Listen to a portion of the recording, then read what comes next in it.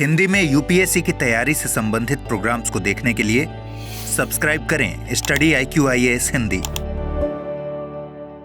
नमस्कार, study IQ IAS Hindi में आप सभी लोगों का बहुत बहुत स्वागत है। मेरा नाम है वीरत दुबे और अब हम जिस टॉपिक को कवर करने जा रहे हैं वो टॉपिक आपकी इस किताब भारत का स्वतंत्रता संघर्ष, जिसमें विपिन चंद्र जी का मुख्य योगदान है, इस किताब के अध्याय 3 के बारे में चर्चा होगी। अध्याय 3 1857 के बाद किसान आंदोलन और किसान विद्रोहों को लेकर के चर्चा करता है या इसके ऊपर डिस्कशन करता है।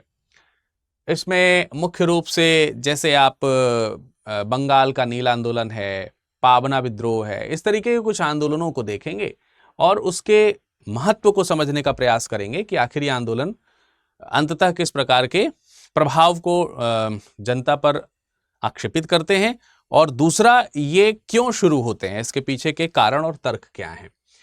ये चौथी कह सकते हैं कि इस तरीके से देखा जाए तो ये क्लास 4 है और अध्याय 3 हम इसमें कवर करने जा रहे हैं। तो चलिए देखते हैं क्या क्या चीजें इसमें रहेंगी। शुरुआत करेंगे। देखिए, सबसे पहले तो मैं आपको बता दूं यहां पर लिखा क्या है, 1857 के बाद किसान आंदोलन और किसान विद्रोह। इससे पहले आपने जिस टॉपिक को पढ़ा, जिस चैप्टर को पढ़ा, उसमें भी संघर्षों की कहानी लिखी हुई थी। आपने सबसे पहले 1857 का विद्रोह पढ़ा, फिर आपने जनजातीय विद्रोह पढ़े, कई सारे जनजातीय विद्रोह पढ़े।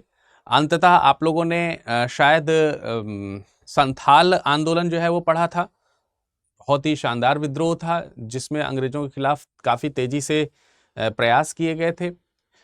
तो अभी क्या है कि अब इसमें एक खास चीज आपको देखने को मिल रही है। 1857 की क्रांति हुई, उसके बाद कौन से किसान आंदोलन हुए उसके ऊपर चर्चा हो रही थी। मैंने आपको पहले ही बोला था कि कई स्टेप्स में आपको ये जो आंदोलन है या क्रांतियां जो हैं या विद्रोह जो हैं ये देखने को मिलेंगे। कई स्टेप्स अलग अलग हैं। मतलब कहने का ये हुआ कि आप ऐसे समझ सकते हैं कि 1857 के पहले, फिर 1857, फिर 1857 के बाद। तो जो 1857 के बाद हैं उनमें आज हम यहां पर डिस्कशन शुरू कर रहे हैं। अब शुरू करने में आज हम जिस आंदोलन की सबसे पहले बात करेंगे, मैंने बताया कि कई सारे किसान आंदोलन हुए, उनमें से जिस किसान आंदोलन की आज हम बात करेंगे वो बंगाल का, वो क्या है, बंगाल का नील विद्रोह है, नील आंदोलन। ठीक, आंदोलन, इसके ऊपर हमारी चर्चा रहेगी। तो चलिए इस नील आंदोलन के ऊपर हम अपने पहले पृष्ठभूमि तैयार करते हैं, फिर उसके बाद हम इसके ऊपर डिस्कशन करेंगे कि ये क्या है, क्यों है और किस कारण से ये हुआ है। सबसे पहले तो नील क्या है, फिर उसके नील आंदोलन को हम समझने का प्रयास करेंगे। नील जो है ये एक प्रकार का एक ऐसा तत्व है जो कि रंजक या रंग बनाने के रूप में इस्तेमाल किया जाता है, कपड़ों को रंगने के लिए इस्तेमाल किया जाता है। ठीक है, इसका प्रयोग मुख्य तौर से औपनिवेशिक काल में या उस समय जब भारत था, तत्कालीन समय में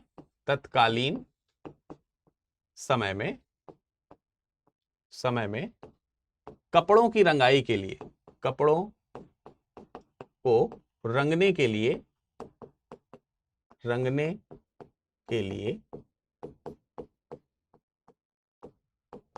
प्रयोग इसका होता था। ठीक है, तो ये नील जो है वास्तविक रूप में आप देखेंगे कि ये नील प्राकृतिक है। ये प्राकृतिक नील की बात हो रही है। प्राकृतिक नील है तो इसकी क्या हो रही है, खेती हो रही है। ठीक है, खेती हो रही है तो इसका मतलब ये जो चीज है ये फसल है, और फसल है तो स्वाभाविक सी बात है कि किसान से डायरेक्टली संबंधित है। और जैसा कि मैंने बताया आपको शुरुआत में ही कि ये किसान आंदोलन है, तो किसान आंदोलन है, किसान विद्रोह है, तो कोई ना कोई स्वाभाविक सी बात है कि इसका रिलेशन इन तरीके की फसलों से होगा। बहुत सारी फसल उस समय किसान, बेसिकली आज भी भारत कृषि प्रधान देश है, तत्कालीन समय में तो पूर्णतः कृषि प्रधान ही था। और खेती एक आय का मुख्य स्रोत हुआ करता था, चाहे वो हम राज दरबार की बात करें, चाहे वो स्वयं सबसे छोटे जो किसान हैं उनकी आय की बात करें, सबको वहीं से ही राजस्व मिलता था।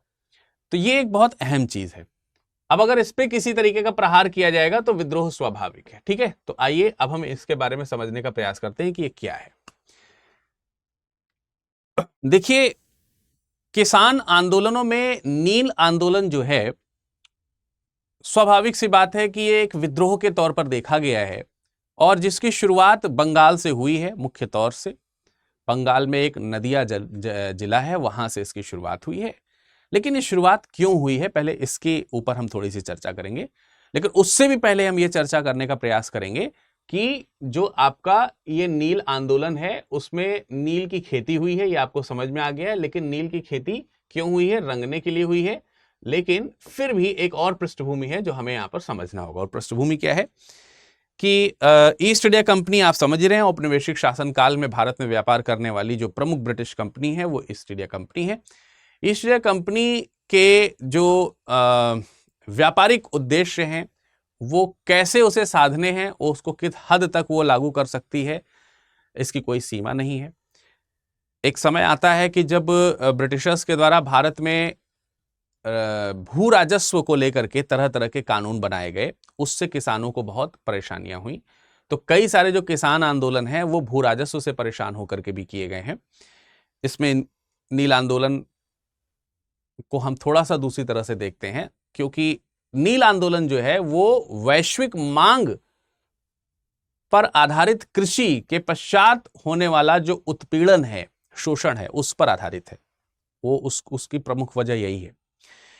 तो मैं आपको सबसे पहले इसकी पृष्ठभूमि बताऊं। हालांकि विपिन चंद्रा के इस बुक में इसकी पृष्ठभूमि नहीं लिखी है। आप एनसीईआरटी पढ़ेंगे या फिर विपिन चंद्रा की जो आज़ादी के बाद भारत का जो स्वाधीनता वाला जो एनसीईआरटी वाला जो प्रोजेक्ट है उसको अगर आप पढ़ेंगे तो उसमें आपको देखने को मिलेगा।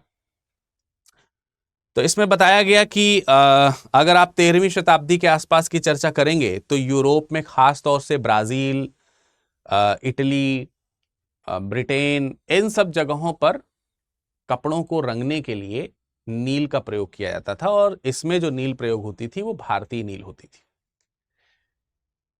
अब यूरोप की जो दूसरी कंट्रीज थी उनके यहां जो कपड़े की रंगाई होती थी उसमें भी नील का प्रयोग किया जाता था।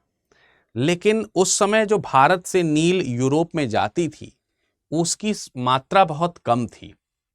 यानी भारत से यूरोप में आयात किए जाने वाला जो नील है उसकी प्रतिशत मात्रा बहुत कम होती थी। उसका रीजन ये था कि बहुत शुद्ध नील थी और इसी वजह से वो बहुत महंगी थी। तो उसका सब्स्टिट्यूट निकाला था यूरोपियंस ने कि वहां पर नील की बजाय यूरोप में वोड की खेती की जाती थी। वोड नामक एक फसल है, वोड नामक जो फसल है वो भी नीला रंग देती है, ये भी नीला रंग देती है, लेकिन इसका जो नीला रंग है वो उतना चमकीला, चटक और गाढ़ा नहीं है जितना भारतीय नील का नीला रंग है। ये हल्का सा बैगनी रंग देता है वोड, और जो नील था वो डार्क नीला कलर देता था, जिसकी थोड़ी सी मात्रा से ज्यादा जो है चमक उत्पन्न हो सकती थी और ज्यादा कपड़ों तक उसको रंगा जा सकता था। तो ये है मेन पर्पस कि भारतीय नील की कीमत जो है, भारतीय जो नील है, भारतीय नील अगर हम बात करें भारतीय नील, तो भारतीय नील की जो कीमत है वो ज्यादा है। कीमत क्या है उसकी? यूरोप में अधिक है, और कीमत अधिक है इसीलिए सब्स्टिट्यूट निकाला गया है। और सब्स्टिट्यूट क्या है भारतीय नील का? वो वोड का फसल है। अब वोड की जो फसल है वो यूरोप में कई सारे देशों में, जर्मनी में, फ्रांस में, इटली में, ब्रिटेन में, हर जगह इसको उगाया जाता था और ठीक ठाक तरीके से इसका उपयोग किया जाता था।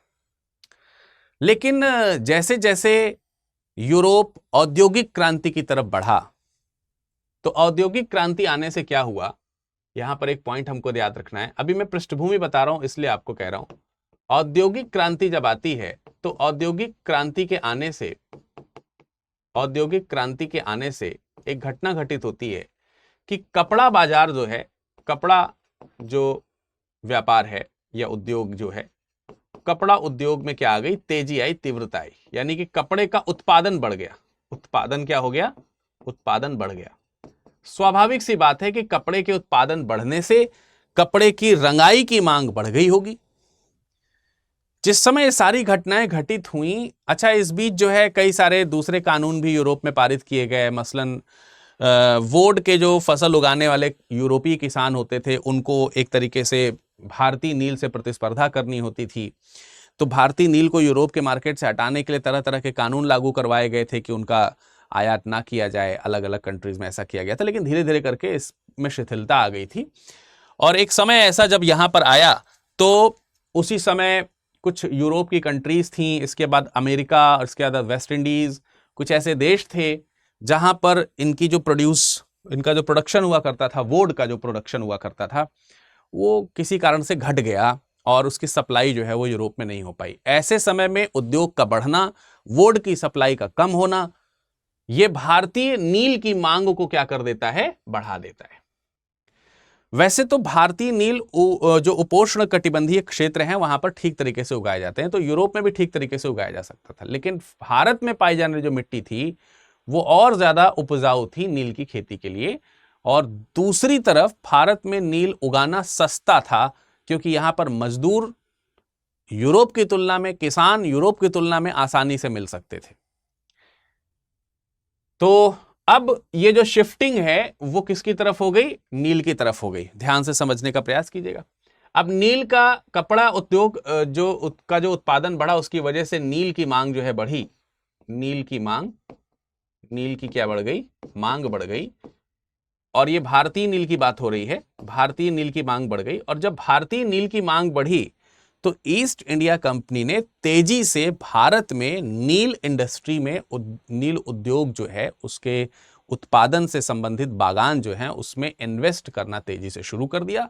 यहां तक कि कई सारे यूरोपियंस और ब्रिटिशर्स जो थे, उन्होंने कई सारे जो सरकारी पदों पर वो काम करते थे, नौकरियां किया करते थे, उन्होंने उससे त्यागपत्र दे करके भारत में आकर के फसल उगाना शुरू कर दिया। उनको इसमें बहुत तेजी से लाभ देखने को मिला। तो ये हुआ कि डिमांड नील की आई। अभी मैं इस बिंदु पर आ रहा हूं, औपनिवेशवादी शोषण का जो कहर है किसानों पर वो क्यों हो रहा है, उसका रीजन। भाई बहुत तेजी से इसकी डिमांड बढ़ी। अब दिक्कत भारतीयों के साथ ये थी कि भारतीय किसान इसकी अगर फसल उगाए तो इसके पास में उसका बीज खरीदने के लिए पैसा नहीं है। उससे पहले, अब क्योंकि पूर्व का इतिहास आपको थोड़ा पता होना चाहिए, तब ये सारे चैप्टर्स कवर होंगे। मैंने आपको पहले भी कई सारे लेक्चर्स में कहा है कि ये जो पुस्तक है जिसको हम पढ़ रहे हैं, भारत का स्वतंत्रता संघर्ष, इसमें फैक्ट्स कम हैं, बल्कि फैक्ट्स के पीछे के जो प्रमुख कारण हैं वो ज्यादा दिए हैं।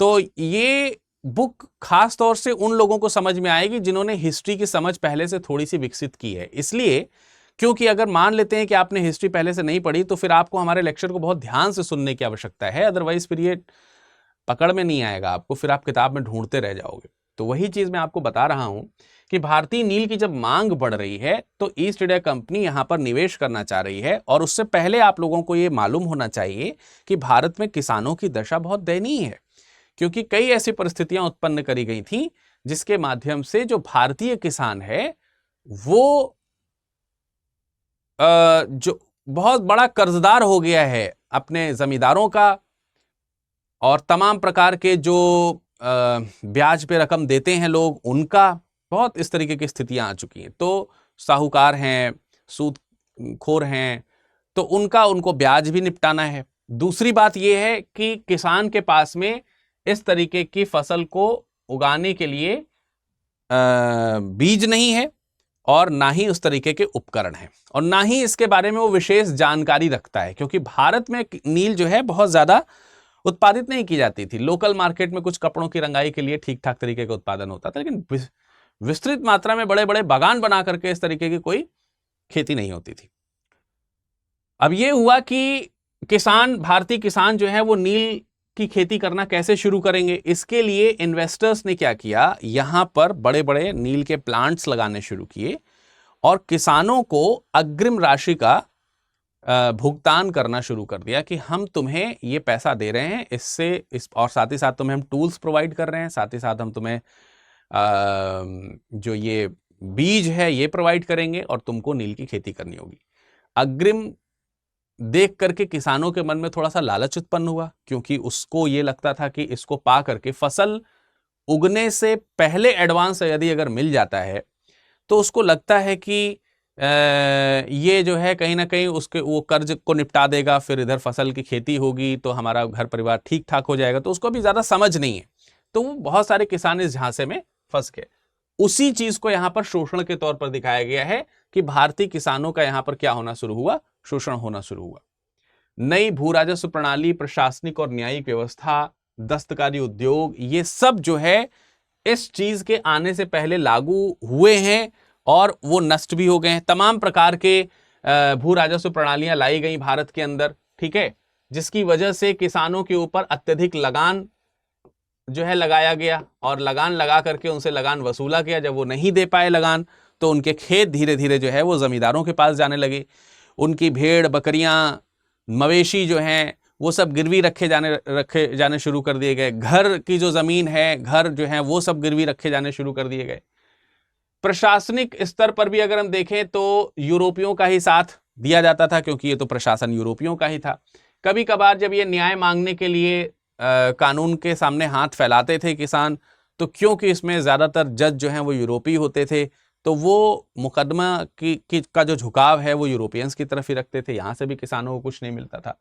और जो दस्तकारी उद्योग है, शिल्पकारी उद्योग है, वो भी लोकल मार्केट जो है उसका एकदम नष्ट हो गया। तो अब ये किसान की बड़ी दयनीय स्थिति है, ये किसान की बड़ी दयनीय स्थिति है जो यहां पर उत्पन्न हो चुकी है। तो जब उसकी दस्तकारी खत्म हो चुकी है, जब उसके खेत जा चुके हैं, जब वो शिल्पकार भी नहीं रहा, तो अब किसानों का खेती पर जो है वो दबाव थोड़ा बढ़ गया। कृषि के ऊपर दबाव बढ़ना शुरू हुआ। लोग जो है बंधुआ मजदूरी अब खेती में करने के लिए मजबूर होने शुरू हुए, ठीक है। लोग जो हैं कृषि के दबाव में मुख्य तौर से ये महसूस हुआ कि लोग अब बंधुआ मजदूरी करने के लिए बहुत ज्यादा मजबूर हो गए। ऑब्वियस सी बात है कि जब उनके पास कुछ बचा नहीं तो वो क्या करते। अब देखिए, किसान अब काश्तकारों, बटाईदारों और खेतीहर मजदूरों की तरह रह गए। यही मेरा कहने का मतलब है कि किसान जो है अब वो बंधुआ मजदूर की तरह हो गए। बंधुआ मजदूर हो गए। ये वो किसान है जो कभी जिसके पास अब जो मतलब खुद एक रैयत हुआ करता था, जिसके पास खुद के अपनी जमीन हुआ करती थी, अब ना उसके पास जमीन है, ना रहने के लिए, ना खेती करने के लिए। ये उसकी सिचुएशन आ चुकी है। ये बिफोर ये जो कंडीशन शुरू होने वाली, इससे पहले की जो कंडीशन है वो मैं आपको बता रहा हूं, है ना। तो दयनीय स्थिति है ऑलरेडी, ठीक है। तो जब ये दयनीय स्थिति है तो इसका परिणाम क्या हो रहे हैं? इसके परिणाम हो रहे हैं कि भाई छोटे मोटे विद्रोह हो रहे हैं। पहले तो अब जब विद्रोह हो रहे हैं तो उसमें संगठन की कमी है, तो विद्रोह दबा दिए जा रहे हैं। जब वो विद्रोह दबा दिए जा रहे हैं और उनके पास में किसी भी तरीके से एक सम्मानीय जीवन नहीं है, तो कई सारे किसानों ने थोड़े गलत रास्ते भी अपनाए। कभी वो डकैती करने लगते थे, कभी वो राहगीरों को लूटने लगते थे, मजबूरी में, मतलब इस तरीके के कांड में वो इन्वॉल्व होने शुरू हो जाते हैं, ठीक है। आपराधिक मार्ग जो है वो अपना लेते हैं। तो इनके आपराधिक मार्ग अपनाने इत्यादि से हमको ये समझ में आता है कि बड़ी ही दयनीय स्थिति है किसानों की।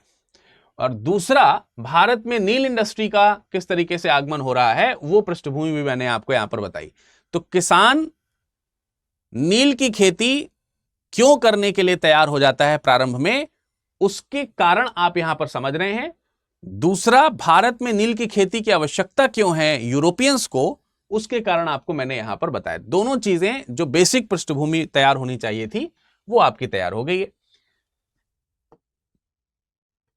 एक सूचना आपको दे देना चाहता हूं कि यदि अगर आप फाउंडेशन बैचेस ज्वाइन करना चाहते हैं जो कि शुरू हो चुके हैं, अगर हिंदी मीडियम की बात करें तो 23 नवंबर से शुरू हो जाएगा। और इसकी शुरुआत जो है सुबह 8 बजे से हो रही है। कब से हो रही है? सुबह 8 बजे, ठीक है। तो 23 तारीख आज ही है, तो 23 तारीख से इसकी शुरुआत हो गई है 8 बजे सुबह से, यानी कि अभी आज जो है इसकी ओरिएंटेशन क्लास भी चल रही होगी। तो एक तो ये बात हो गई।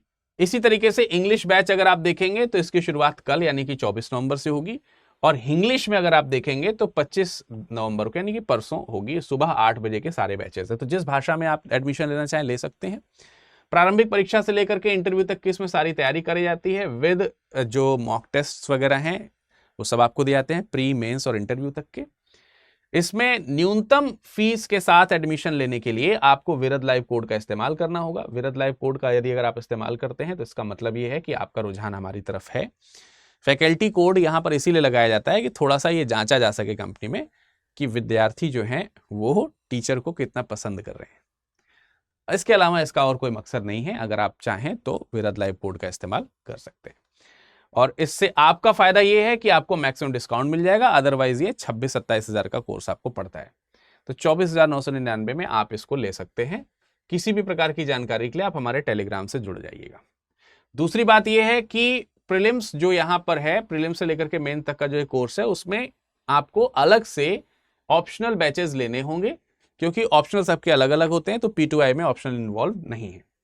जैसे हिंदी मीडियम के ज्यादातर स्टूडेंट इसको स्कोर करना चाहते हैं, तो हिंदी साहित्य जो है वो अवेलेबल है। इसी तरीके से दूसरे सब्जेक्ट्स भी हैं। अन्य सब्जेक्ट्स जो हैं ये बाइलैंग्वेज हैं, अलग अलग डेट में सबकी शुरुआत हो रही है। जैसे हिंदी साहित्य जो है वो 24 नवंबर से शुरू होने जा रहा है दोपहर 1 बजे। इसमें एडमिशन लेने के लिए भी आपको विरद लाइव कोड का इस्तेमाल करना होगा, जिससे कि आप मैक्सिमम डिस्काउंट यहां पर पा सकते हैं 15,999 का। साथ ही साथ जो लोग बैचेस ज्वाइन नहीं कर सकते हैं, उन लोगों को मैं बता दूं कि आपको अगर आप चाहें, जैसे आप लोग YouTube में ही क्लास कर रहे हैं, तो फिर टेस्ट कैसे देंगे, तो आप टेस्ट भी ज्वाइन कर सकते हैं। यूपीएससी सीएससी प्रीलिम्स 2024 की टेस्ट सीरीज जो है वो जारी की जा चुकी है। और भी टेस्ट सीरीज हैं, 1 2 3 4 के अलग अलग बैचेस हैं, लेकिन ये वाला भी एक बैच जारी किया गया है, आप इसमें एडमिशन ले सकते हैं। ये आपका करीब 8,000 के आसपास की टेस्ट सीरीज है, लेकिन इसमें अगर आप विरत लाइव कोड का इस्तेमाल करते हैं तो आपको 3,999। और इसमें एक खास बात यह है कि इसमें केवल विरत लाइव कोड से ही आपको छूट ज्यादा मिलेगी, अन्य कोड से नहीं मिलेगी।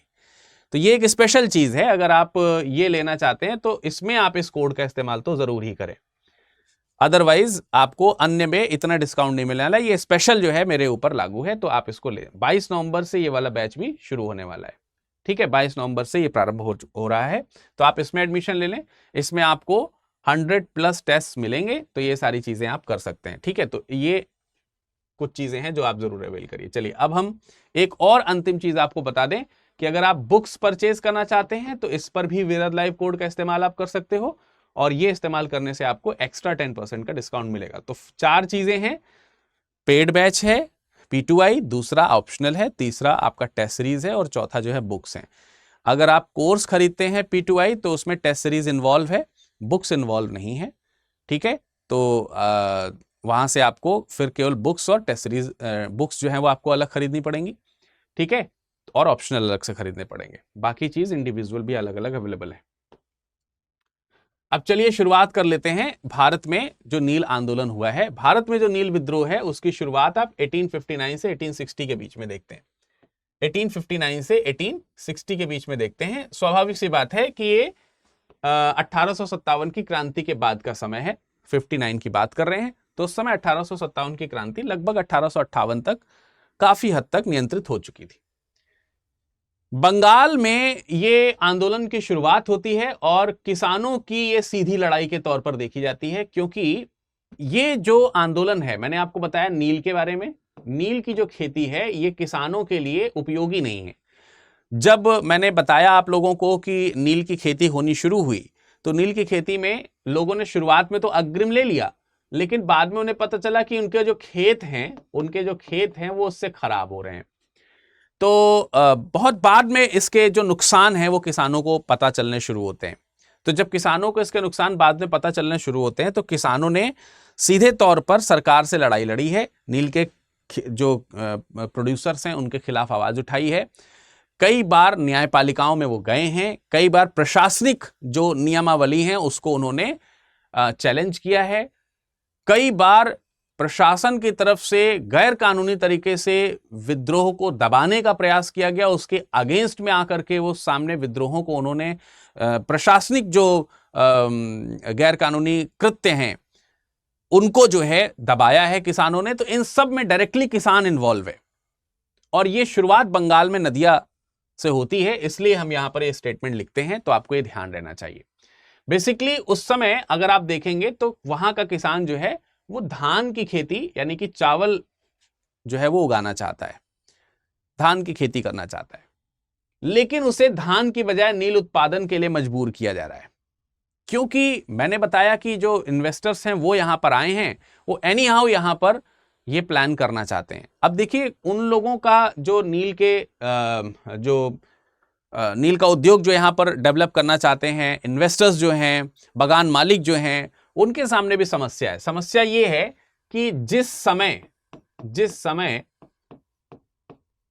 नील जो उगाई जा रही है, नील की डिमांड है, नील की मांग है, और नील जिस समय उत्पादित होती है और जिस समय उसको उसके फूल को निकाल करके उससे नील बनाने का जो प्रोसेस है, उबाल करके, सुखा करके, रौंद करके, तो वो सब जो करना है वो जिस दौरान किया जा रहा है, उस दौरान बंगाल में चावल की फसल तैयार होती है और जो किसान वर्ग हैं वो चावल की बुआई में इन्वॉल्व होते हैं। तो अब नील के बागान मालिकों के सामने जो चैलेंज है वो यही है।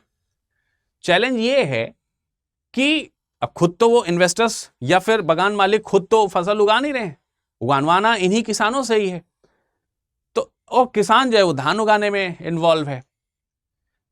तो कैसे करके उस किसान को उससे धान उगवाना छुड़वा करके नील में इन्वॉल्व किया जाए, नील उगाने के लिए मजबूर किया जाए, इसके लिए तरह तरह के उन्होंने दिमाग लगाने शुरू कर दिए। मुफस्सिलों में नील के कारखाने एस्टैब्लिश हुए। मुफस्सिल का मतलब होता है जो ग्रामीण इलाके हैं,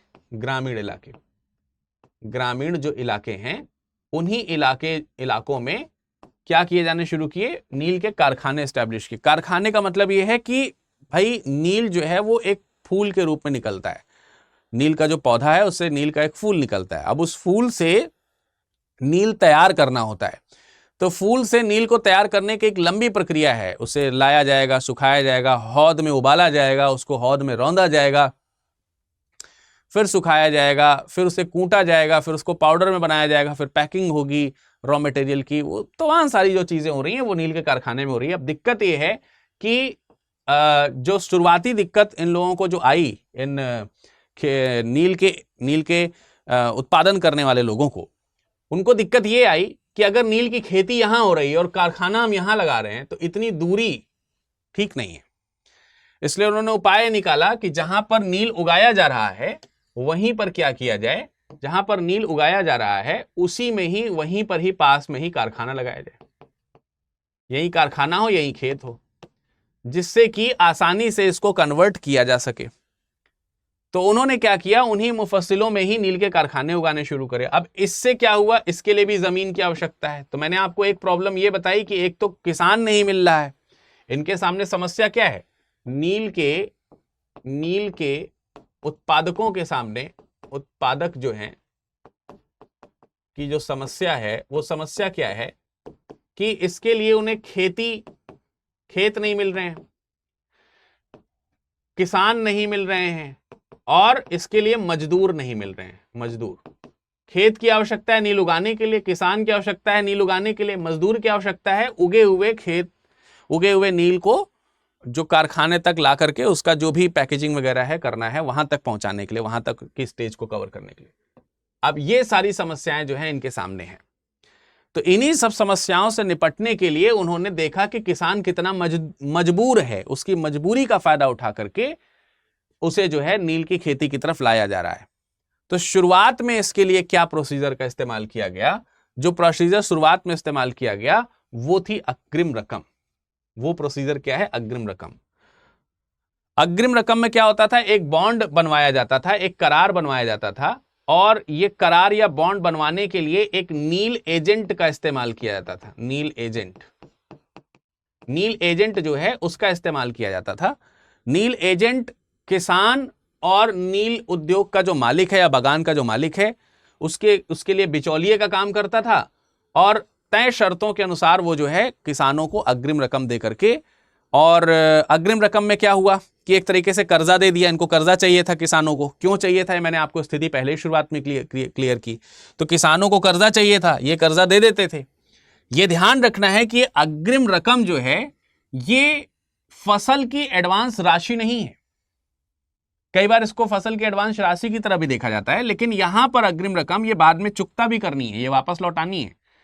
अभी तो क्या है कि आपकी जो फसल उगी है, अभी जो आपकी फसल उगी है वो फसल का पैसा आप कैसे उगाएंगे, आप कैसे बीज लाएंगे, कैसे इंस्ट्रूमेंट लाएंगे, बाकी सारी चीजें कैसे करेंगे, उसके लिए हमने पैसा दे दिया है।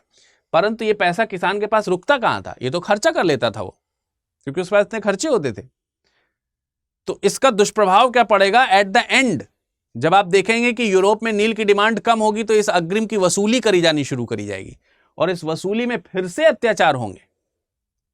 तो अभी वहां तक नहीं पहुंचे हैं हम, अभी तो पहले यहीं तक रखिए कि अग्रिम करार दे दिया, रकम दे दी जाती थी।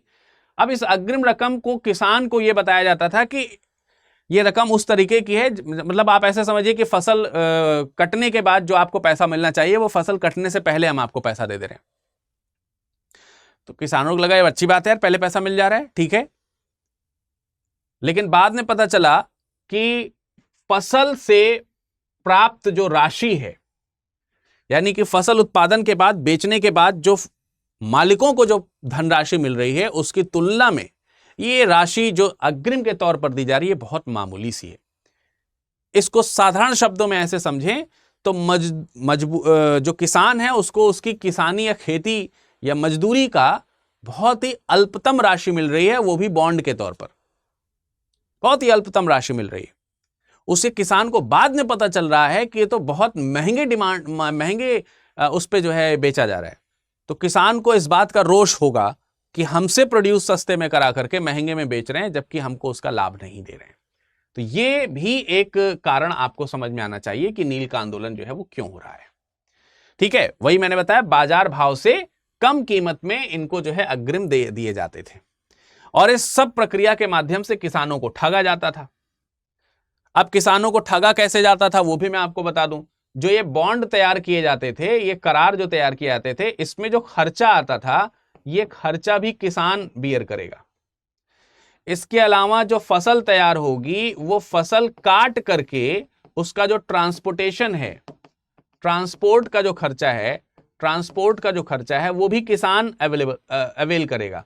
तो ये सारे जो खर्चे हैं ये किसके ऊपर लागू किए जाते थे? किसान के ऊपर लागू किए जाते थे। तो ये अग्रिम राशि और ज्यादा कम हो जाती थी, बहुत ज्यादा कम हो जाती थी।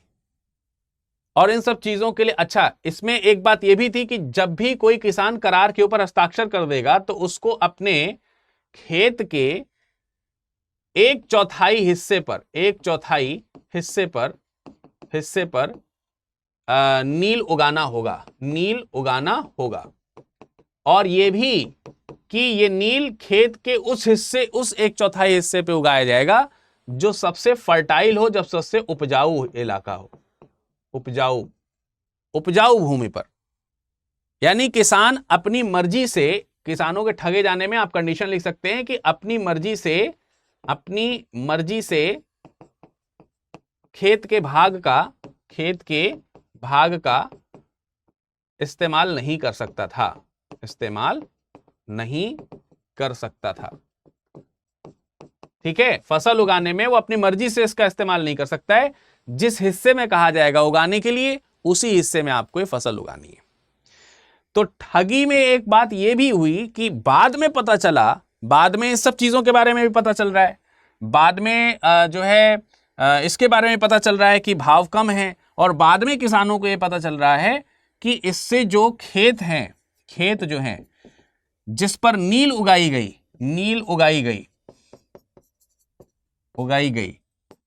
बाद में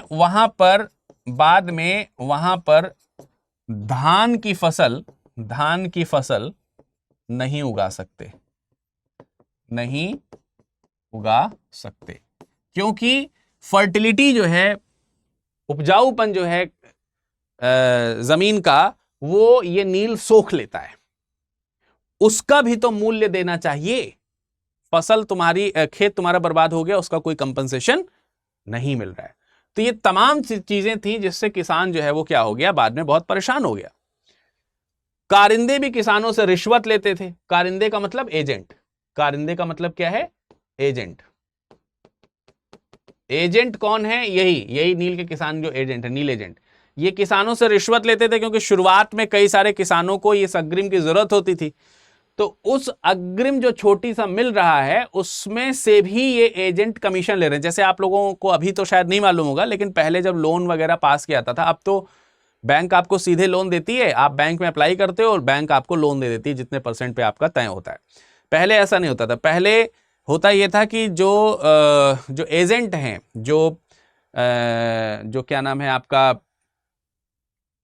लोन पास करवाते थे, उनको बैंक्स जो है कमीशन देती थी। लेकिन जैसे मान लेते हैं कि आपने 1 लाख रुपए का लोन लिया, तो आपसे भी एजेंट जो है उस 1 लाख का कुछ % ले लेते थे।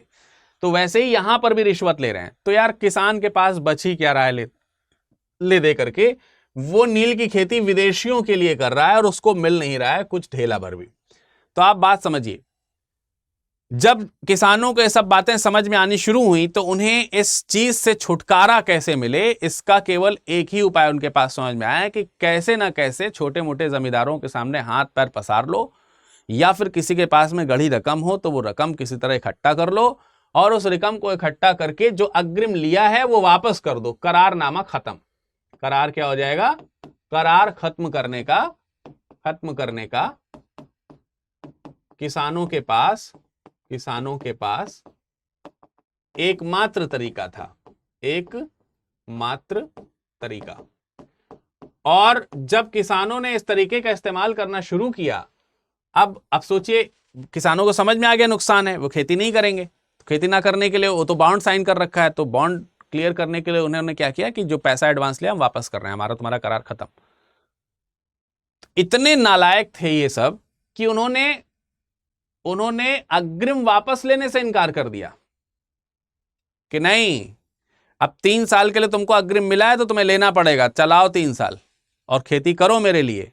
यानी 3 साल अपना खेत बर्बाद करो, मेहनत बर्बाद करो, फसल बर्बाद करो, हम वापस नहीं लेंगे और इसलिए तुम्हारा करार खत्म नहीं होगा, इसलिए तुम्हें खेती करनी होगी। समझ में आया कि नहीं आया? तो जब ये सब काम होने लगा तो ये तो कानूनी प्रक्रिया है। तो किसानों ने क्या किया? परिणाम स्वरूप किसानों ने क्या किया? कानूनी सहारा लिया।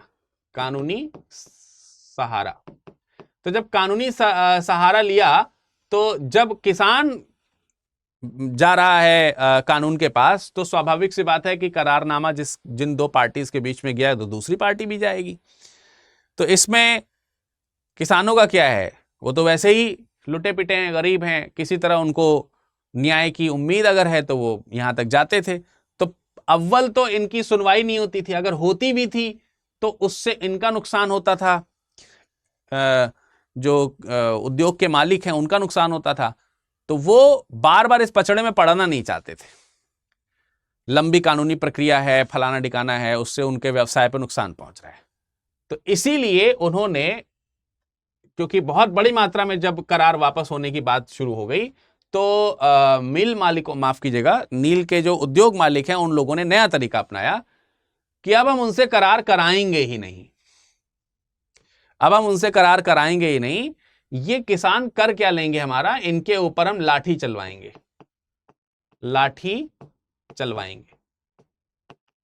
तो तमाम सारे लठैतों की सेना तैयार करी गई और गांव में अब गुंडई करा जाना शुरू कर दिया गया। लाठी के बल पर चोट मार करके, उन्हें मार पीट करके उनके बच्चों को, उनकी स्त्रियों को मारा जाता था। उनकी खड़ी दूसरी जो फसलें हैं उनको तबाह कर दिया जाता था। घरों में कई बार आग लगा दी जाती थी। गांव के किसी एक व्यक्ति को पकड़ करके दयनीय तरीके से प्रताड़ित किया जाता था सरेआम। तो बाकी के जो किसान हैं उनके ऊपर इसका मतलब भय हो जाता था। तो इस तरीके के आतंकी कार्यों को अंजाम दे करके, डरा धमका करके जबरन नील की खेती कराई जानी शुरू कर दी गई। अब उत्पादों को कानून का डर नहीं, उत्पादकों यहां पर लिखना चाहिए। जो उत्पादक हैं, मतलब जो उत्पादनकर्ता हैं, उत्पादनकर्ता जो हैं उनको, उत्पादनकर्ता जो है उनको कानून का डर नहीं। अब ये मारकाट हो रही तो आप कहेंगे सर इसके लिए वो कानून का सहारा नहीं ले रहे हैं। तो भाई कानून का सहारा इसके लिए भी ले रहे हैं, लेकिन कानून है किसका? जब जंगल राज ही चल रहा है तो कानून किसका है? तो यहां पर भी सुनवाई नहीं हो रही है, इससे भी उनको कोई समस्या हल होते हुए दिखाई नहीं दे रही। यहां तक कि एक स्थिति और देखने को मिलती है कि जब बहुत ज्यादा मात्रा में इन सब चीजों के खिलाफ किसानों ने कानून का सहारा लेना शुरू किया, तो आपको मालूम है, लिखा है एक स्टेटमेंट के 1857 में 29 ऑनरेरी मजिस्ट्रेट जो हैं वो बनाए गए। तो ये ऑनरेरी मजिस्ट्रेट कौन थे? इनमें में से ज्यादातर जो थे वो जो बड़े बड़े जमींदार उन्हीं को बना दिया गया था। ऑनरेरी मजिस्ट्रेट मतलब ये कोई वैसी मजिस्ट्रेटी इन्होंने उसका डिग्री नहीं धारण किया था। तो जमींदार जो हैं उनको मजिस्ट्रेट बना दिया गया, और ये जमींदार जो थे इनके पास लठैतों की संख्या होती थी, ये मारपीट करके वहीं पर सुधार कर देते थे। कितनी बड़ी बात है, लोकल। तो इस तरीके से किसानों ने ये कहना शुरू कर दिया कि अब क्या होगा, अब तो भगवान ही बचाएं, क्योंकि अब तो रक्षक ही क्या हो गया है, हमारा भक्षक हो गया है। तो ये है सिचुएशन अभी तक जो यहां पर आप देख रहे हैं। अब इस सिचुएशन में यही है कि शुरुआत में मैंने आपको बताया यहां पर ये सब चीजें होती हैं जब, तो ये सब चीजें जब होती हैं तो वही मैंने आपको यहां पर बताया कि छोटे मोटे कुछ विद्रोह यहां पर होते हैं, फिर बाद में वो फिर मजबूरन आपराधिक मार्ग की तरफ बढ़ जाते हैं। तो आई होप कि आपको ये वाले पॉइंट समझ में आ गए होंगे।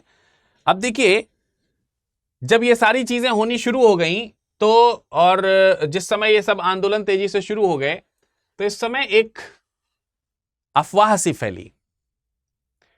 अब यहां पर एक चीज सीखने की बात है कि एक ऐसा आंदोलन है जिसमें किसान आपराधिक कार्य में इन्वॉल्व, छोटे मोटे किसान हो जा रहे हैं वो एक अलग बात है, लेकिन सामूहिक रूप से अगर देखा जाए तो जब किसानों ने आंदोलन करने शुरू किए तो वो सामूहिक रूप से बहुत संयमित हैं। कानून से सहारा न मिलने के बावजूद भी वो कानून के शरण में हैं, उनको कानून पर विश्वास है। तो हम ये कह सकते हैं कि बहुत संयमित होकर के उन्होंने ये आंदोलन, किसान आंदोलन चलाया है। अब उसमें एक भ्रम के कारण इस आंदोलन में तीव्रता देखने को मिलती है। इतिहासकारों ने लिखा कि एक घटना घटित हुई 1859 में, जिसमें कालारोवा के डिप्टी मजिस्ट्रेट थे जिनका नाम था हेमचंद्राकर। तो हेमचंद्राकर ने एक बयान दिया जिसमें उन्होंने फरमान जारी किया, जिसमें उन्होंने 17 अगस्त 1859 को एक फरमान जारी किया जिसमें उन्होंने कहा कि जमीन पर रैयतों का कब्जा रहेगा। रैयत कौन है? किसान है। रैयत का मतलब किसान। जो किसान, खेत का जो मालिक है, उससे खेत नहीं छीना जाएगा। और इसमें यह भी कहा गया कि इस संदर्भ में यदि अगर कोई शिकायत आती है, यदि अगर कोई शिकायत आती है तो जो पुलिस महकमा है, पुलिस जो महकमा है, महकमा जो है, उसे स्थिति में हस्तक्षेप करना होगा। स्थिति जो है उसे स्थिति में हस्तक्षेप करना होगा।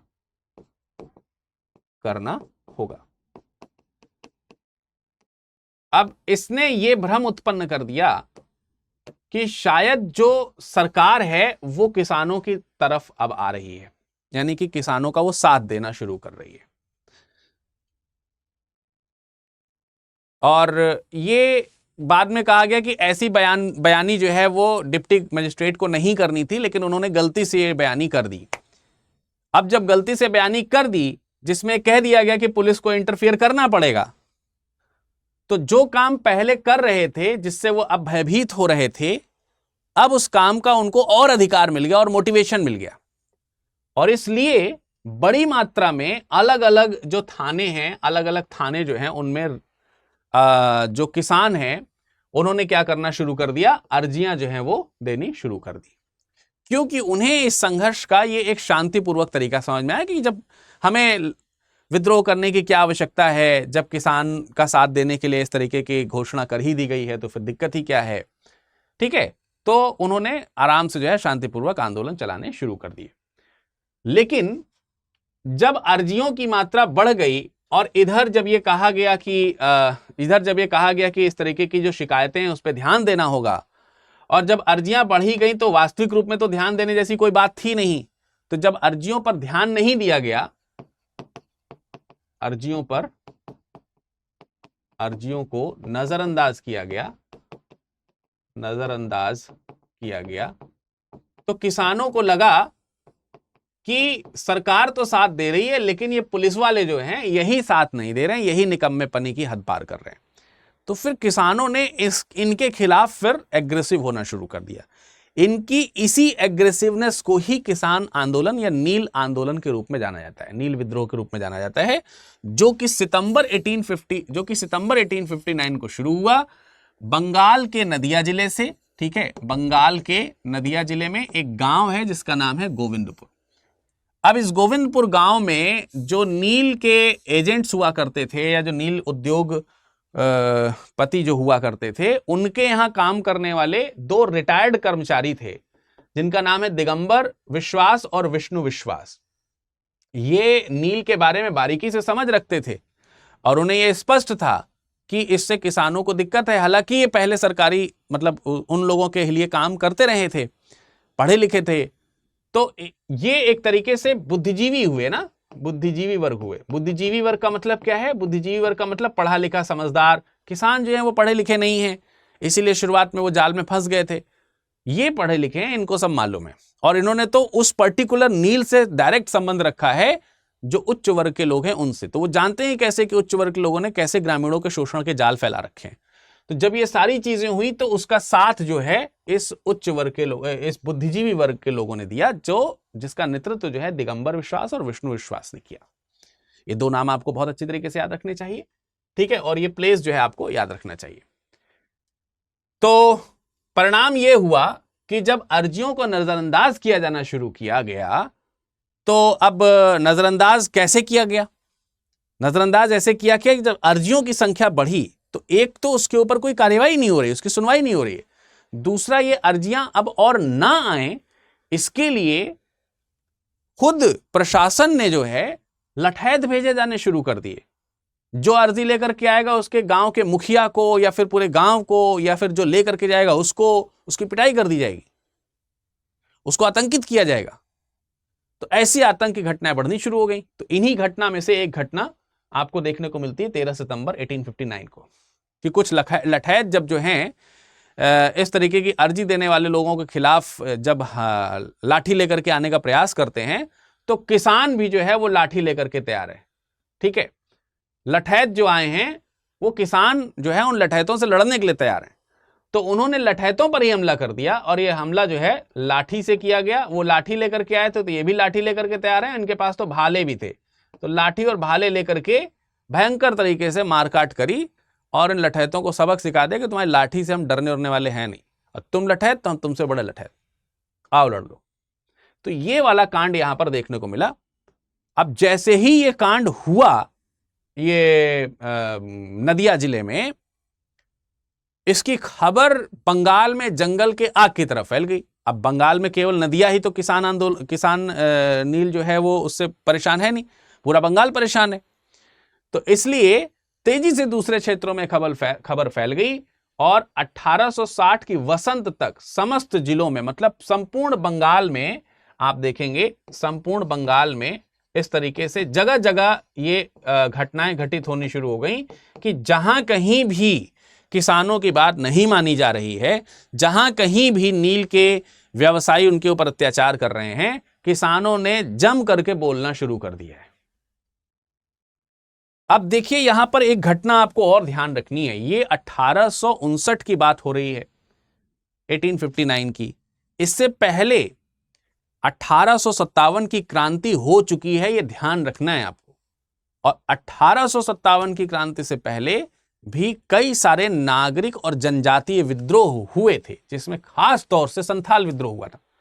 इन सब की याद भी कहीं ना कहीं न सिर्फ आपको रखनी है, बल्कि यह भी याद रखना है कि उन ईस्ट इंडिया कंपनी, यूरोपियन औपनिवेशिक शासकों, जमींदारों, बड़े बड़े जो किसानों की तरफ, माफ कीजिएगा, जो अंग्रेजों की तरफ झुकाव है जिनका, वो सब लोगों को मालूम है कि किस तरीके से सारी चीजें हुई हैं। तो बहुत ज्यादा दिन तक इस तरीके की लाठीबाजी नहीं करी जा सकती थी।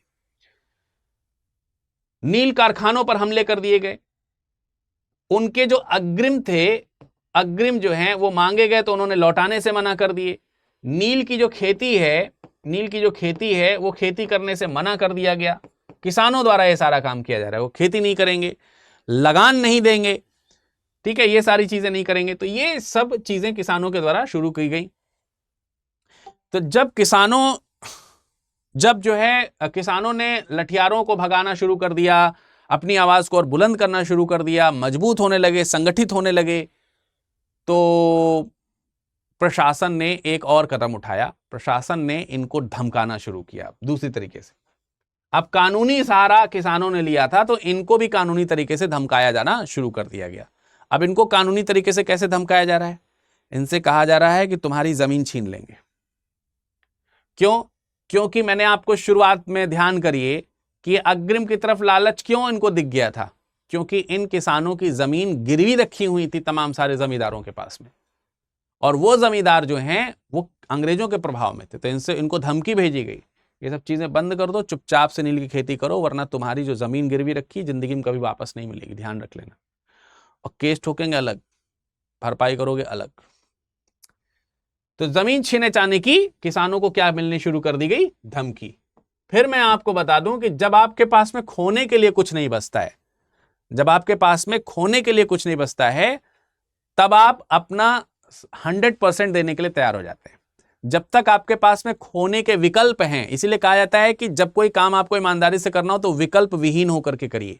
यूपीएससी की तैयारी करनी है, आज मान लेते हैं कि 2024 आपका फर्स्ट अटेम्प्ट है, सपोज दैट, या किसी का 2025 फर्स्ट अटेम्प्ट है, तो अब वो विकल्प लेकर के चल रहा है, अरे यार अभी तो ये फर्स्ट अटेम्प्ट है हमारा, नॉर्मली हमको 6 अटेम्प्ट तो मिलने ही हैं, 1 में नहीं तो 2 में नहीं तो 3 में तो हो ही जाएगा। तो यही चीज है, अगर आपके पास में ऑप्शन है, मान के चलिए कि अभी आपके लिए देर है, क्योंकि ऊपर वाला भी सोच रहा है ना इसके पास तो ऑप्शन है, पहले उसका काम निपटाया जाए जिसके पास ऑप्शन नहीं है। अब आपने वहां पे बैरियर लगा दिया कि 2024 में मुझे सिलेक्शन चाहिए, भले ही 7 साल 6 साल 10 साल 9 साल अनगिनत साल पड़े, अलग अलग कैटेगरी अलग अलग वर्षन है, उसलिए भले ही आपके पास में आगे कितने अटेम्प्ट बचे हैं, लेकिन मुझे इसी साल चाहिए, इस साल के अलावा नहीं चाहिए। अगर आपने ऑप्शन ब्लॉक कर दिए तो आपके पास ऑप्शन बचा ही नहीं, ऑप्शन बचा ही नहीं तो आप 100% दोगे। 100% जो नहीं दे पाते हैं उनके पीछे सबसे बड़ा तर्क यही है कि वो ऑप्शन लेकर के चलते हैं कि इस साल नहीं तो अगले साल हो जाएगा। अब किसानों के पास में ऑप्शन नहीं बचा था, किसानों के पास में इस तरीके का ऑप्शन नहीं था। रैयतों ने कानूनी ढंग से लड़ाई जारी रखी और उन्होंने कहा कि ठीक है, I will see you in court, चलो किसान, हमारी जमीन तो वैसे ही जा चुकी है, तुम आओ कोर्ट में, तुम कोर्ट में आओगे, तुम्हारा पैसा खर्चा होगा, तुम्हारा समय बर्बाद होगा, खेती अलग से हम करेंगे नहीं, चाहे जो कर लो, और लाठी लेकर के आओ तो हम भाला ले खड़े हैं। तो हर हाल में धमकी जो है वो काम नहीं आई। परिणाम यह हुआ कि नील के अंततः जो मालिक हैं उनको धीरे धीरे करके नुकसान होना शुरू हो गया, और इस तरीके से कानून तो अभी फिलहाल पारित नहीं हुआ, लेकिन फैक्ट्रीज जो हैं वो धीरे धीरे बंद होने लगी, क्योंकि खेती ही नहीं हम करेंगे, हम मजदूरी ही नहीं करेंगे तुम्हारे यहां। लगान लागू किए गए कि हम तुमसे वसूली करेंगे, तुम्हारी जमीन गिरवी रखी हुई है, पहले उसका चुकता करो, उनका नहीं देंगे, देंगे ही नहीं, है ही नहीं, क्या देंगे, आपने गलत तरीके से लगान लागू किया है, हम नहीं देंगे। तो परिणाम यही हुआ कि लगभग 1860 के अंत तक जो है वो नील की खेती का भी क्या हो गया, अंत हो गया। तो अब आप इसमें अभी तक जो आपने देखा वो देखा ये कि बहुत ही संयमित होकर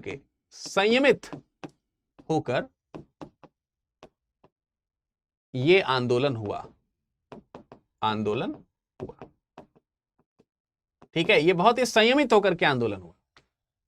तो हम जब कहेंगे कि आंदोलन सफल हुआ तो हम ये ढूंढने का प्रयास करेंगे कि क्या संयमित होना ही एकमात्र सफलता की निशानी थी। निस्संदेह संयमित होना यानी कि अनुशासित होना सफलता की निशानी, सफलता के कारणों में से एक घटना थी, लेकिन और भी सारी चीजें थी। और सारी चीजें क्या थी? एकता, खास तौर से धार्मिक और जातीय एकता। बहुत ध्यान से इस वाले पॉइंट को समझना, यहां पे बहुत गुप्त चीज छुपी हुई है। अनुशासन और धार्मिक और जातीय एकता, यानी हिंदू मुस्लिम एक साथ यहां पर किसान के तौर पर हैं।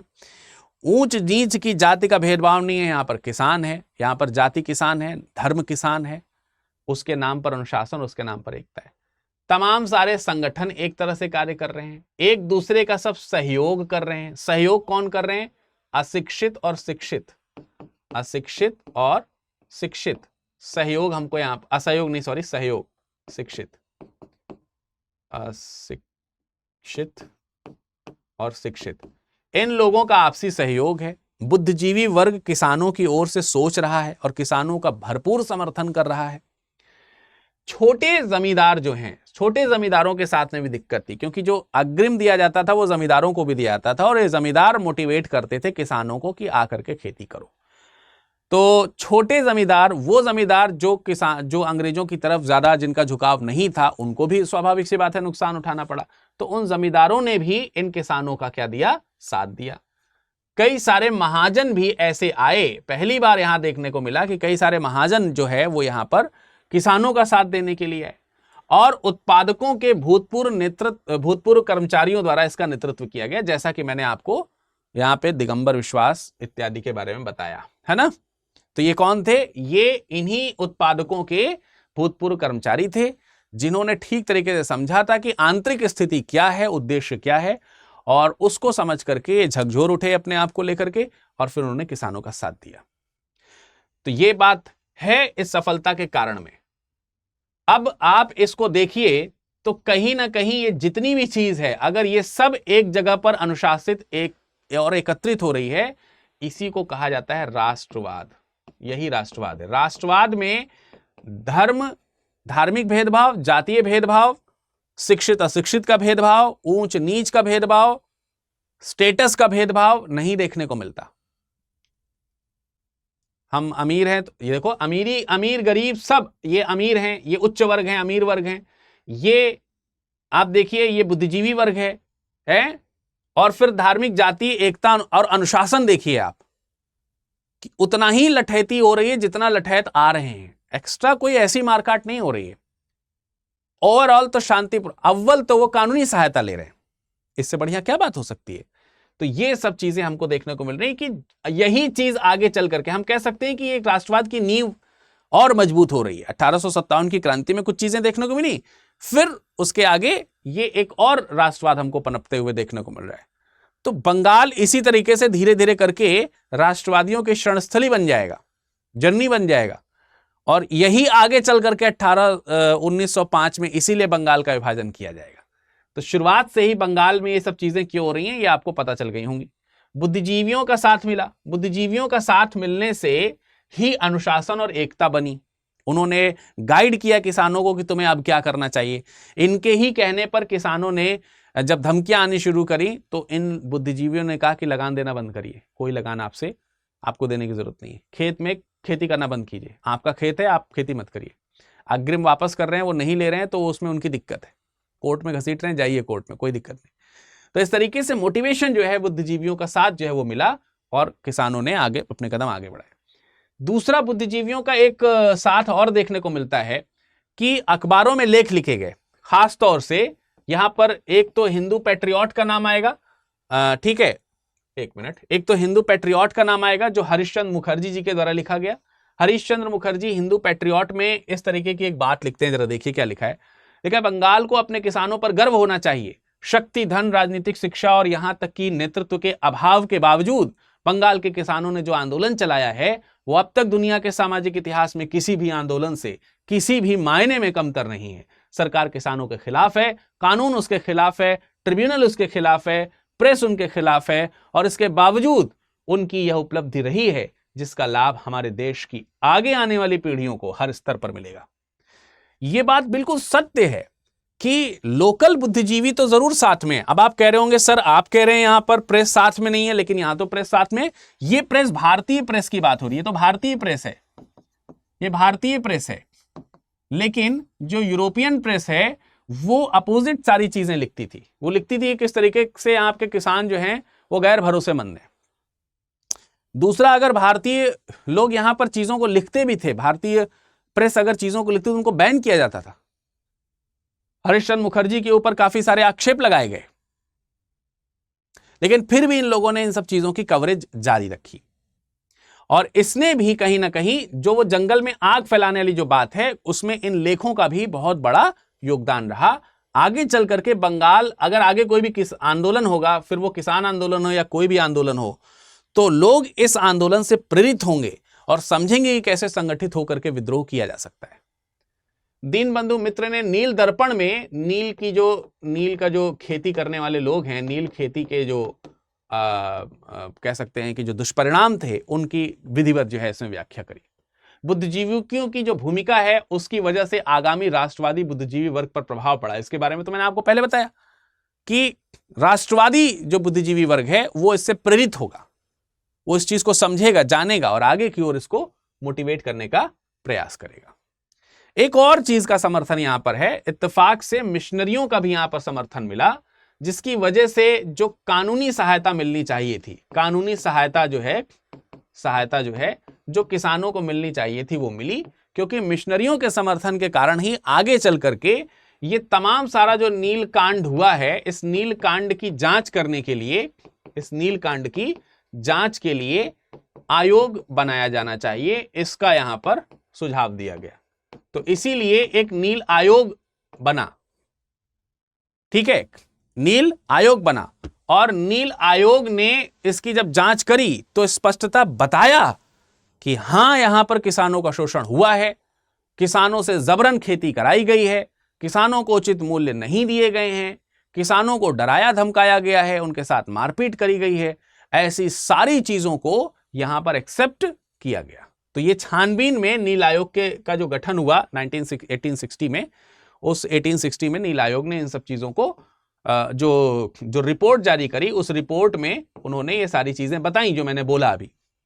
और इसी कारण नवंबर 1960 में अधिसूचना जारी करी गई, और अधिसूचना जो है वो जारी करके किसानों को ही पूरी तरीके से, रैयतों को ही अपनी रैयतों का मालिक घोषित किया गया। उनकी मर्जी के खिलाफ आप उनसे लगान नहीं ले सकते हैं, क्या नाम है, अग्रिम नहीं दे सकते हैं, उनकी मर्जी के खिलाफ आप उनकी भूमि पर नील का प्रोडक्शन नहीं कर सकते हैं। तो धीरे धीरे करके स्वाभाविक सी बात है कि ये यहां से खत्म होते चले गए, नील का उद्योग वहां पर समाप्त हो गया, और अंततः जो है ये आंदोलन क्या रहा, सफल रहा। तो आई होप कि आपको ये सब समझ में आ गया होगा कि ये नील आंदोलन क्या है। ये जो आज चैप्टर पढ़ाया है, इसमें मैंने केवल नील जो आंदोलन है उसके बारे में चर्चा करी है आपसे, ठीक है, आगे और भी चर्चा करेंगे। फिर मैं आपको दोहरा देता हूं कि 23 नवंबर, ठीक है, 23 नवंबर 2023 से सुबह 8 बजे क्लास शुरू हो गई है। आप इसमें एडमिशन ले सकते हैं, P2I बैचेस ये हैं, सुबह 8 बजे से इसकी शुरुआत हुई है। न्यूनतम शुल्क जो है आपको मिलेगा एडमिशन लेने के लिए जब आप विरत लाइव कोड का इस्तेमाल करेंगे, और इसमें आपको लाइव क्लासेस मिलेंगी, नोट्स मिलेंगे, PDF वगैरह जो है, PPT वगैरह जो है, वो सारी चीज़ें मिलेंगी। इसके अलावा जो है आपको लाइव डाउट सेशन मिलेंगे, ठीक है, लाइव डाउट सेशन, क्लास में कोई चीज़ नहीं समझ में आ रही है, माइक ऑन करिए, बात करिए, पूछिए सर से, लाइव डाउट सेशन मिलेंगे। डेली बेसिस पे आपको जो है आंसर राइटिंग की प्रैक्टिस कराई जाएगी, डेली जो टॉपिक पढ़ाया जाएगा उससे संबंधित क्वेश्चन दिया जाएगा, आप उस क्वेश्चन को सॉल्व करें। वीकली जो है आपको क्लास टेस्ट दिए जाएंगे, एक हफ्ते में जो पढ़ा है उस पर आधारित क्लास टेस्ट आपको देने होंगे। मंथली जो है आपको टेस्ट यहाँ पर देखने को मिलेंगे, ठीक है। इसके अलावा टेस्ट सीरीज जो है वो इसमें इन्वॉल्व है ऑलरेडी, आपको अलग से परचेज नहीं करनी पड़ेगी, जो करीब 4, 4,500, 5,000 के आसपास है, तो वो टेस्ट सीरीज परचेज नहीं करनी पड़ेगी। इसके अलावा आप प्रीलिम्स जब क्वालिफाई कर लेते हैं तो आपको जो हमारे यहाँ का आवासीय जो कार्यक्रम है, वो आवासीय कार्यक्रम आपको मिलता है, और उस आवासीय कार्यक्रम के लिए आपको कोई अतिरिक्त शुल्क नहीं देना है, वो उस स्तर पर निःशुल्क है, ठीक है, यानी एक्स्ट्रा आपको कोई अमाउंट नहीं देना है। अब आप सोचिए ये सब चीजें आपको केवल 24,999 मिलेंगी। मेंस क्वालिफाई कर लेंगे तो इंटरव्यू जो है तो इंटरव्यू के लिए भी आपको क्या मिलेगा, यहां पर पूरी के पूरी तरीके से गाइडेंस आपको प्राप्त होंगे। प्रीलिम्स निकालने के लिए अलग से आपका एक वो रहेगा, हम कह सकते हैं कि अलग से क्लासेस चलेंगी उसके लिए, प्रीलिम्स निकालने के लिए स्पेशली। तो प्रीलिम्स में आपकी अलग से सहायता करी जाएगी। मेंस में अलग से आपका मेंस प्रोग्राम लाया जाएगा। इस प्रीलिम्स के लिए SIP है, सक्सेस इन प्रीलिम्स, इसी तरीके से सक्सेस इन मेंस जो है SIM, ये सब प्रोग्राम्स आपको सारी चीजें इसमें निःशुल्क मिलेंगी। तो ये है। अलग से अगर आपको ऑप्शनल लेना है तो अलग से आप ऑप्शनल ले सकते हैं, उसमें भी विरद लाइव कोड का इस्तेमाल कर सकते हैं। बाकी सारे ऑप्शनल आपको बाइलैंग्वेज मिल रहे हैं, हिंदी तो हिंदी में ही मिलेगा, तो आप ये ले सकते हैं। अगर कोई केवल टेस्ट सीरीज खरीदना चाहता है तो आप केवल टेस्ट सीरीज भी अवेलेबल है। केवल टेस्ट सीरीज में भी आप एप्लीकेशन पे जाएं, टेस्ट सीरीज वाले ऑप्शन पे जाइए, मॉक टेस्ट वाले ऑप्शन पे जाइए, वहां से आप परचेज कर सकते हैं। 22 तारीख से नई टेस्ट सीरीज का ये क्लासेस शुरू होंगी, जिसमें आपको 100+ टेस्ट मिलेंगे, जिसमें 6500 से भी अधिक MCQ हैं, जिसमें आपको क्लास जो है उसके वीडियो लेक्चर्स भी मिलेंगे, यानी कि डिटेल एनालिसिस के वीडियो क्लासेस भी आपको मिलेंगी, PDF वगैरह सब कुछ चीजें आपको मिलेंगी। CSAT के डेडिकेटेड टेस्ट भी आपको अलग अलग से आपको मिलेंगे। पिछली बार अगर आप देखेंगे तो तकरीबन 65% जो है 65 क्वेश्चन जो है 65 क्वेश्चंस, मोर देन 65 क्वेश्चंस 2023 में पिछली जो टेस्ट सीरीज हमारी थी उससे आए थे। इसका अगर आप प्रमाण चाहते हैं तो टेस्ट सीरीज ऑप्शन में जाइएगा, वहां पर एक लिंक दी हुई है गूगल ड्राइव की, उस लिंक पे क्लिक करिएगा, उसमें क्वेश्चंस लिखे हैं, हमने क्या टेस्ट सीरीज में क्वेश्चन दिए थे और उसके आधार पर 2023 के प्रीलिम में क्या क्वेश्चन आए, आप जांच लीजिएगा, आपको समझ में आ जाएगा। तो टारगेट यही है कि और अच्छी तरीके से आपको ये सारी चीजें मिले, तो आप भरोसा कर सकते हैं इस टेस्ट सीरीज पर। वीडियो लेक्चर्स आपको इसमें मिल ही रहे हैं। 22 नवंबर से बैच शुरू हो रहा है, यूज करिए विरद लाइव। इसमें केवल विरद लाइव कोड ही यूज होगा, दूसरा कोड यूज होगा ही नहीं, अगर आप इस अमाउंट में लेना चाहते हैं। इसके अलावा 5-7 हज़ार रुपए देना चाहते हैं तो फिर कोई भी कोड यूज कर लो, उसके लिए कोई दिक्कत नहीं है। और अगर आप बुक अलग से परचेज करना चाहते हैं, जैसे सेट ऑफ 18 की बुक्स आप परचेज करना चाहते हैं, उस पर भी आपको 10% का एक्स्ट्रा डिस्काउंट केवल और केवल विरद लाइव कोड से ही मिलेगा। आप जो है एनसीईआरटी की बुक्स लेना चाहते हैं तो एनसीईआरटी की 5 बुक्स का सेट है, तो वो भी आप परचेज कर सकते हो, ठीक है।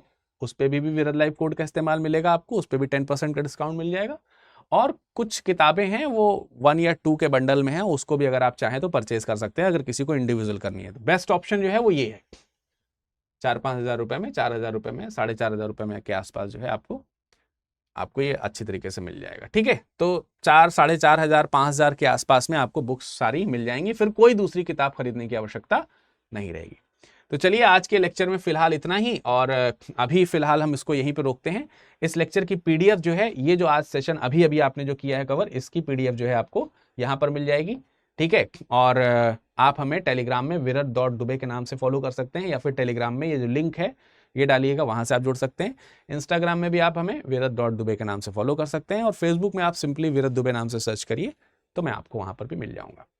तो चलिए आज का समय यहीं तक रखते हैं। आपका समय शुभ हो, अच्छे से पढ़ाई कीजिए, मस्त रहिए, स्वस्थ रहिए।